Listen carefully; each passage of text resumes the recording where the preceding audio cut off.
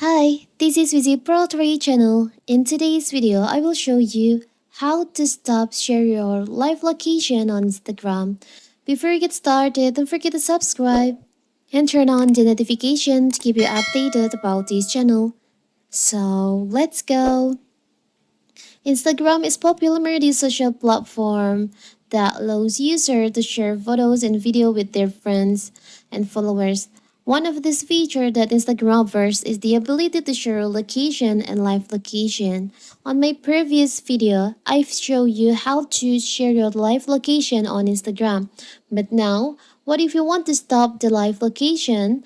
It's so simple. So first of all, of course, we have to open our Instagram. Now you can just go to the upper right corner on your DM section. You can choose on the conversation that you want to stop the shared live location. So here's, as you can see, I've shared my live location with this account. If you want to stop, you can just tap on view.